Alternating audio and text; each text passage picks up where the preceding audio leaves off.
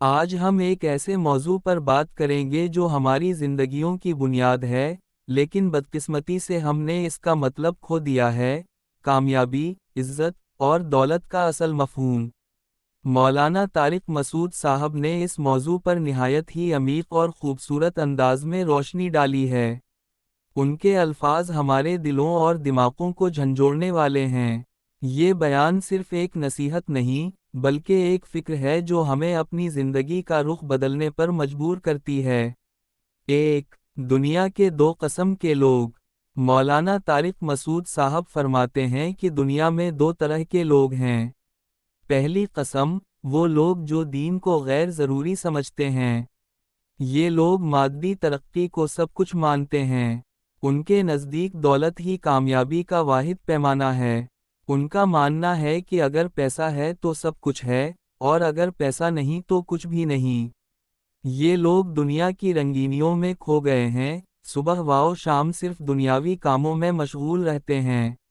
دوسری قسم، وہ لوگ ہیں جو اللہ کی تقسیم پر یقین رکھتے ہیں۔ یہ لوگ جانتے ہیں کہ دنیا کی ہر چیز اللہ کی دی ہوئی ہے۔ دولت، عزت، شہرت اور مقام سب اللہ کی تقسیم ہے۔ یہ لوگ قناعت اور شکر گزاری کے ساتھ اپنی زندگی گزارتے ہیں۔ دو، دولت کی حقیقت۔ قرآن مجید میں اللہ تعالیٰ فرماتے ہیں، یعنی ہم نے دنیا میں رزق اور دولت کو اپنی حکمت کے مطابق تقسیم کیا ہے۔ مولانا صاحب فرماتے ہیں کہ دنیا میں سب کو برابر دولت نہیں دی گئی۔ کچھ کو مالدار بنایا گیا اور کچھ کو غریب۔ اس کی وجہ یہ ہے کہ اگر سب امیر ہو جائیں تو دنیا کا نظام کیسے چلے گا؟ مالدار غریب سے کام لیتا ہے، مزدور کی محنت سے فیکٹریاں چلتی ہیں، رکشہ والے کی محنت سے لوگ اپنی منزل پر پہنچتے ہیں۔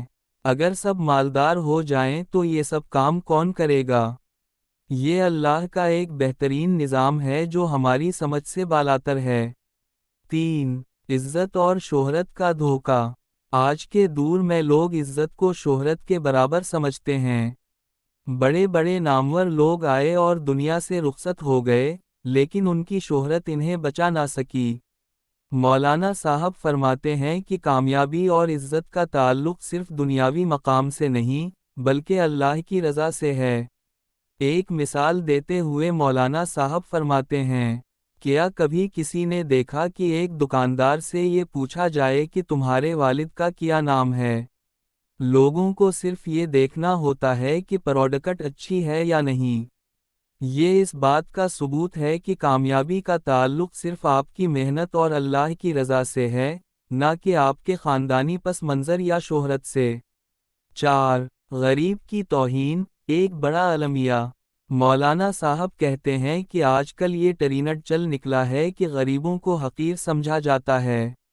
مالدار لوگ غریبوں کو کمتر سمجھتے ہیں، حالانکہ وہی غریب ان کی فیکٹریوں اور کاروبار کو چلاتے ہیں۔ مزدور کی محنت کو حقیر جانا جاتا ہے، جبکہ حقیقت یہ ہے کہ مزدور کے بغیر کوئی بھی کاروبار نہیں چل سکتا۔ قرآن میں اللہ تعالیٰ فرماتے ہیں، آؤم یقسمو الرحمت رب، کیا تم اللہ کی رحمت کے تقسیم کرنے والے ہو؟ مولانا صاحب مزید فرماتے ہیں کہ یہ اللہ کا نظام ہے کہ کسی کو مالدار بنایا اور کسی کو غریب، تاکہ دنیا کا نظام چل سکے۔ پانچ، دنیاوی علم کی حقیقت۔ آج کل یہ رجحان عام ہو گیا ہے کہ لوگ صرف وہی علم حاصل کرنا چاہتے ہیں جو پیسہ کمانے میں مددگار ہو۔